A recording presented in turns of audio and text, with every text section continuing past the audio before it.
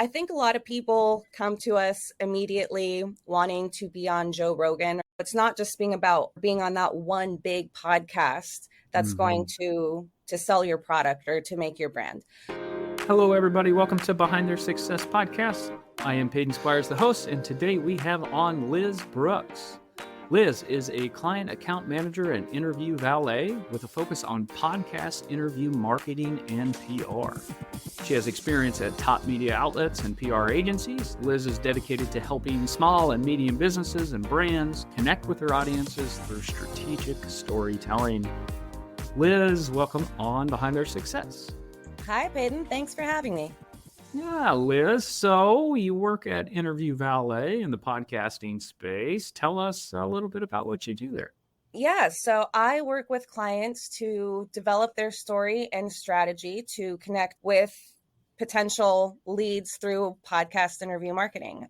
So essentially, I am a matchmaker in between my clients and podcasters such as yourselves in order to find their target audience and spread their message in a different way versus traditional PR, which is kind of like where my specialty lies. Yeah, very cool. Very cool. Yeah, no, so, Liz and definitely her company have sent me a lot of my guests, right? A lot of the cool guests that we've had on the show, which I really appreciate that. But, kind of looking into the podcasting space itself, Liz, like what makes it unique, or why are you so excited about the podcasting space versus maybe some other more traditional type of marketing or messaging? I was a very early adopter to podcasts. I did a lot of commuting, and I found it as a way to keep myself entertained and learn while, kind of like killing that time. And then I started doing it more than just commuting. I started listening to podcasts all the time.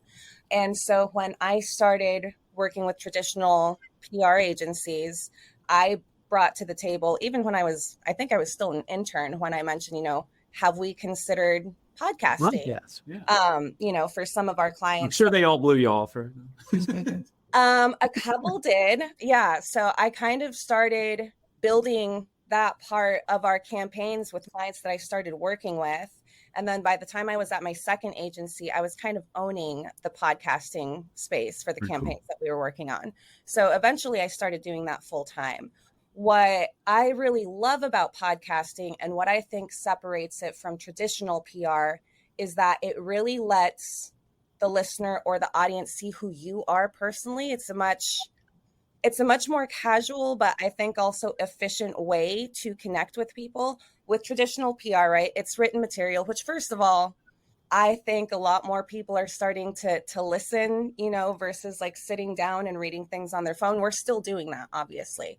So like I've helped write a lot of the newsletters or blogs that are, supposedly from the writer itself, but there's so many filters involved. There's the staff that's helping write. Then there's the actual journalist that's editing that. So by the time you're actually reading the material, I think of it almost like you're looking at an Instagram picture of somebody with like 3 or 4 filters on it. That's layered on top of each other. Like, Yeah. And it doesn't instill trust. It feels fake. So I think when, like you and I are talking right now, there is no filter. You are listening to me for who I am. If I make a mistake, you're going to hear it. So I think, it's a much more personal way to connect with people. But I think not only does it help build authority over time, but I think it helps build trust. And that's really important. Yeah. And something that attracted me to doing this myself, I'm in the money world, and trust is like everything, right? Trust and relationships, and the big benefit of me doing a podcast like this, right? And I get to set up my own stage, right? And play on it. And the cool thing is too, when I get amazing guests like you and other people, is like, I get to borrow their authority, right? I'm on the same stage as them, right? And that puts authority in people's minds, and it's like, wow, Peyton's talking to this person, and whoa, that kind of thing. So you're playing, you can purposely put yourself on a stage with other people, and their credibility kind of rubs off on you, right? Absolutely. And that's all, the podcast interview marketing doesn't just end with the interview itself. It's, what you're doing afterwards when you're promoting the content. You're still, I'm going to tag you. It still helps like build that connection. And again, that authority together. Yeah. Yeah, and that's something personally I'm getting better at. So even after, a year and a half of this and a bunch of episodes that, yeah, I'm finally closing the loops and making sure we're doing everything we're supposed to do with all the content and we're following up with all the stuff. And so that all the work me and my team are putting in this, we're capturing everything we can capture out of it, right? Yeah, absolutely.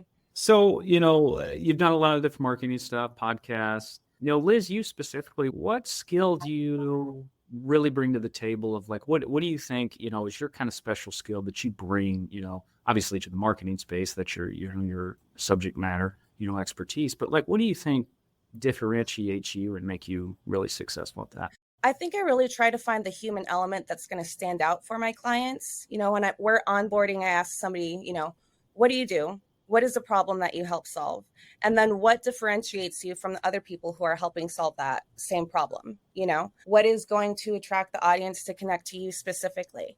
And a lot of times it's not about the product that they're selling. It's not about the app that they're about to launch. It's about their personal story and how they got there, what their Mhm. motivation is, and how that's going to connect with hosts and with listeners too. Yeah. Because if we bring you a client who's just trying to sell a product, you're not going to want to have them on. You don't want to just a Yeah. salesperson. Yeah. You want an interesting story. That's what people want to hear. That's what people are Yeah. going to connect with. So I think that is a huge part of my strategy when working with clients is finding that element.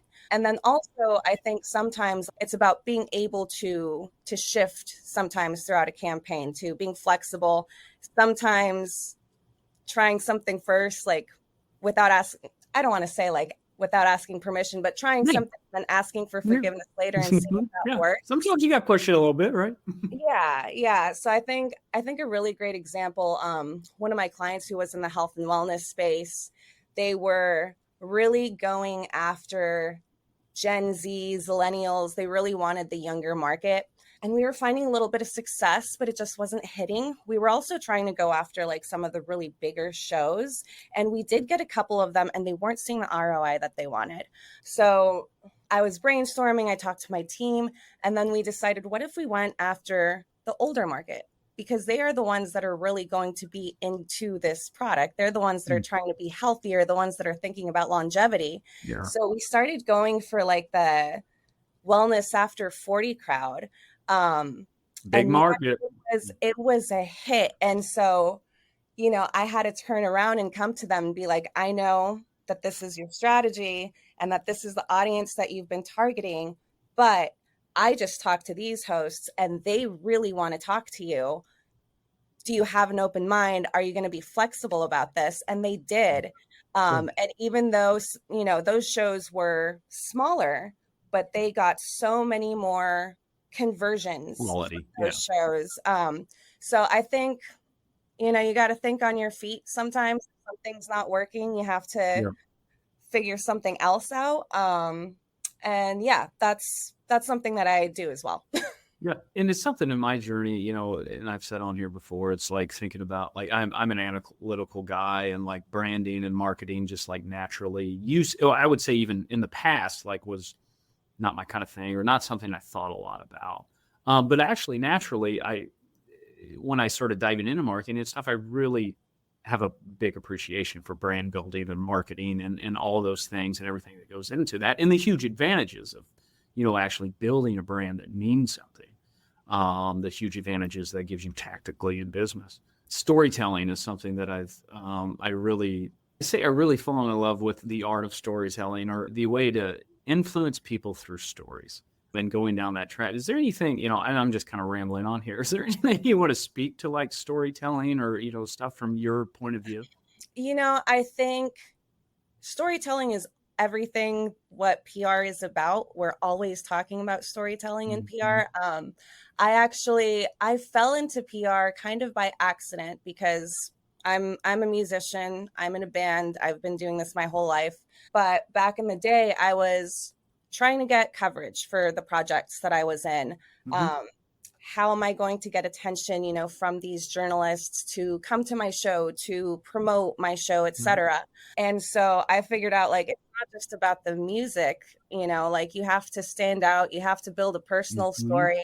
In my situation, I happen to be in a relationship with somebody else in the band. So it was kind of like learning that it wasn't just like promoting the product itself. Like we had Uh-huh. to build this story about who we were and why we were We special and share it. why we Yeah. were interesting.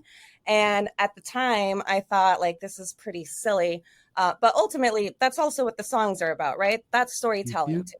Mm-hmm. So that's kind of how I started doing that. And I was like building media lists before I even knew what media lists were. But that storytelling is something that has been a constant thread throughout my entire career. When it started, with traditional PR, now focusing on podcast interview marketing, storytelling is still number one at the end of the day. Yeah, people remember stories. We remember stuff in stories. Like all of history is just like a story told. They ended Game of Thrones, that huge show that we were all obsessed with. I think the last line in it is from Tyrion Lannister, and he says something like, "People love a good story." They Like, do.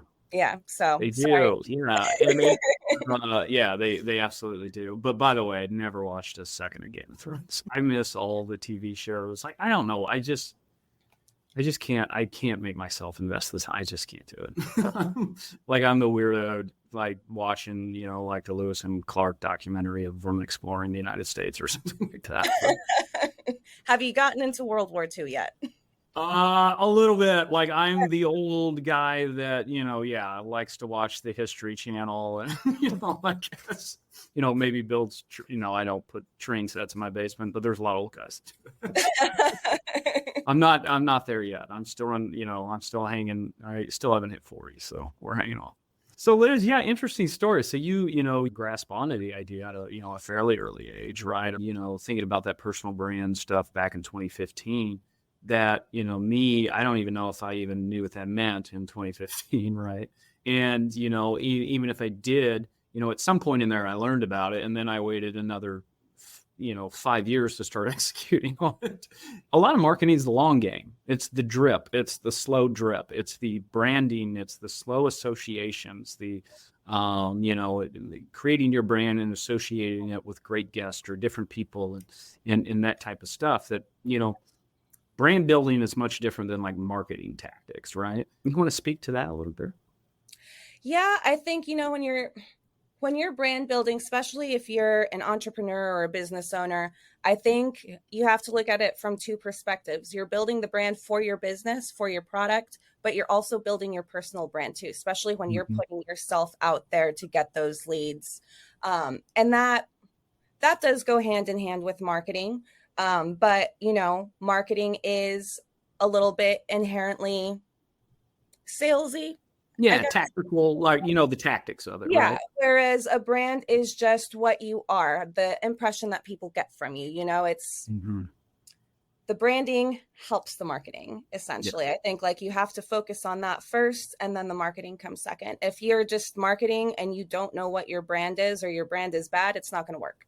Yeah, yeah, and then you're in just like a fight over price and whatever, right? Like if Exactly. if you don't have a brand, you don't mean anything to anybody. It took me a long time to realize a lot of that, the brand building, and once again, it's like I wish I would have done it 5 years ago, but at least I've started doing it for a couple of years, and it's like the whole thing is like when you want to plant a tree was like 20 years ago, and the second best time to do is like right now, right? So like encourage anybody that isn't thinking at this level of like, especially if you're in like professional services or anything where the business is kind of revolved around you, realtors, stuff like that, that personal branding, man, it's everything because you kind of are a business, right? In a lot of ways. Yeah, and you have to build that over time. And also I think the stronger the brand, the better the leads you're going to get, the better the clients, Yeah. because if people are coming. Closing's easy then, right? Exactly. So say some of the listeners here are looking at maybe even using podcast, interview as like a strategy for themselves. Like how do you guys look at, or how should the entrepreneur look at like what type of shows or what, how do they even decide what kind of shows to go? So I think a lot of people come to us immediately wanting to be on Joe Rogan or those big shows. Yeah. Can you get me on there, please? Yeah. And then, the first question is, why do you want to get on there? Like, is your product or is your story going to be relevant to this show? Or do you just want to be there because it's the biggest or the only podcast that you've heard about, right? So I think that's something that we work with a lot with our clients, especially when we're developing our strategy. It's that better is better, not bigger is better. We look at more targeted shows, more targeted audiences. And then also, the quantity of the shows is important too, because as we've been talking about, you have to build that brand over time. And the more content you put out there, the more you're going to show up, on AI searches, SEO, etc. So it's not just being about or being on that one big podcast that's going to sell your product or to make your brand. And that kind of goes back to the story that I was talking about with my client in that health and wellness space, where like we went after those bigger shows, but we didn't see the ROI. Then we went after these smaller, more targeted shows, and we started seeing a lot of conversions there. So that's something that we work with a lot. I look at it again, like back to musician metaphor, but I can get a gig at a farmer's market where I'm going to be in front of probably 1,000 people throughout the day, but they're not there for me. They're there for the food. I'm in the background. Like they're not going to come Noise. so they're not going to follow me online versus, if I'm playing in a small club on a Wednesday night at 11, that sucks because I'm old. But the diehards in that club though. The people who are there because they love music, probably because they love my kind of music. So I'm going to get more out of playing that smaller show versus playing this huge farmer's market in the middle of the day. So I look at podcasts the same way, look at the targeted shows where the people that you want to talk to actually listen. And then find more of those, find lookalikes. That's what we do too. We find the shows that are the right fit. And then from there, we go and find lookalike shows to get on as many of those as possible to, build that brand, build that authority, and most of all, build that trust. Yeah. Going on one big show, it's like, that's great. And, maybe even say it is your perfect audience or whatever, but like moving on after that, like you need to have like consistent, you need to be a consistent person, or like, like when you go and Google my name, you go to YouTube and there's like hundreds of videos there, right? Yep. Like, so example, I'm, talking to somebody about, my day job and selling services over there, and, they go Google me and they're like, oh, well, this guy's real. He's not some crazy guy on the internet or whatever, right? Like it just makes that closing process. I mean, they're just warm. You're just going to close a whole lot more stuff because people already know and like you and trust you. Exactly. Yeah. And it's going to be less work too. Like you're not going to have to hire a marketing or sales staff, to send a bunch of cold leads out there. You're talking about like quality over quantity. That's really been a big focus of mine in a lot of areas. And if you're going to dedicate X number of hours to this, it needs to be, let's focus on quality, right? And, if you have extra time, okay, maybe you can explore into some other things, but let's make sure we're getting results out of it. Yeah. And what's great now, the podcasting space has come such a long way in the what I consider short period of time that I've been working in it, even though, again, I've not to age myself, it's longer than I think. But we have so many tools now at our disposal, not just ChatGPT, but all these different like licensed databases that we use to be able to find those shows, to be able to find those audiences, those demographics, like what they're listening to. There's just an insane amount of tools at our disposal now to be able to like really find those targeted shows. So it's a great time to be alive, but it's a great time to be in podcasting too. Yeah. And, it's weirdly enough, I guess I found out what a podcast was when I was in college. This was first like, I don't know, 2007 or something. And I used to listen to some podcasts in college. I think I downloaded them to my iPod at the time. But, it is kind of interesting. What really got me into the space is it wasn't, I didn't have this big grand plan or anything. I just knew that, okay, I should probably start building an audience. I should probably start building an email list. Like everybody I know, like entrepreneurs wise, are like, you need to build an audience, you need to build an email list, you need to do all these things. And then I met a guy and he's become a really close friend of mine, and he does podcasting at a really, high level. By that, I mean, he's done like 1,000 shows or 500 shows or something. And getting around him, I'm like, well, he can do that. Why can't I? And that's, kind of the point of all of this is like, you can do this too. Like, I may it's say so accessible. Yeah, and I may sound somewhat polished on here or whatever, but guess what, guys? Liz and I have made mistakes, and the editor has edited it out. And you guys don't know they're going to edit it out. So the awesome thing is too, like, with good editing, and obviously, you're smart, you say good things, like the editor is also going to make you probably even look smarter. You can go across even smarter than you are. So, it's a great way to be open and authentic and talk to your clients without, Yes. it being some weird sales type thing. Yeah. And at the end of the day, even with the editing, it's, you're not putting words in my mouth. It is still, me. So that is what's coming across. Yeah. And then again, it doesn't really just stop with the interview. You can put the transcript in, you can turn that into a blog if you do want to still like go with that written content. There's like exponential value now of what you can do with repurposing and spreading your brand with each interview. Exactly. Yeah. You can build a content calendar just off of the interviews that you have. Yeah. You can repurpose everything, right? Yeah. Like it's just, you can use it over and over again. And if you do a bunch of these, like you'll have content forever. Like if you do these, fairly consistently. Are you looking for a new tax experience? Looking for an advisor that actually brings you high-level ideas and proactively plans so you aren't overpaying your taxes? Or how about one that even just responds and communicates in a timely fashion? If any of that resonates with you, you probably just have a tax preparer and not a tax planner. And it is through the tax planning process where all the value is found. And when tax planning is done right, it has a positive return on investment. I'm Peyton Squires. I'm a CPA and owner of Squires Tax Planning. We work alongside entrepreneurs and high-income earners, helping them pay the least amount of income taxes, both legally and ethically. We have saved our clients hundreds of thousands of dollars through specific strategies, and we guarantee we can find multiple tax strategies that your current tax preparer hasn't told you about. If that interests you, head over to squirestaxplanning.com. There you can take our free assessment to see how likely it is that you are overpaying on your income taxes. From there, you can also book a free tax discovery call with our team to see what it would look like to have us working for you. Say we got a listener right now. It's all jacked up, Liz. They're a successful entrepreneur and they want to get into podcast interview. Like, oh, this kind of sounds like an interesting idea. What one piece of advice would you give them just kind of starting out? Know what your message is, know who you're trying to reach, and take a targeted approach. Don't do the spray and pray method. Also talk to somebody that knows what they're doing. You got into it because you had a friend. Don't go into it alone. First of all, listen to those podcasts that you want to be on. Don't just expect that you're going to be on them from an intro.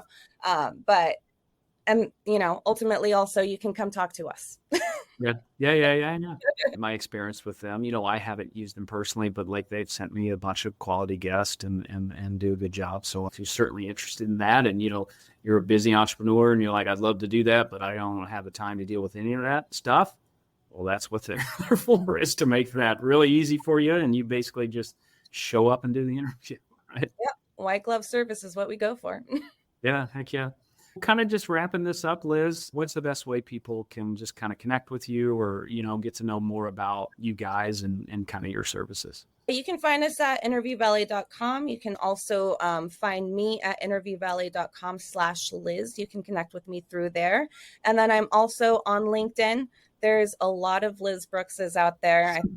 Common. That came up the last time I searched. So it's liz.g.brooks. At LinkedIn. You can connect with me through there as well. Okay. Well, you got to tell me the band name too.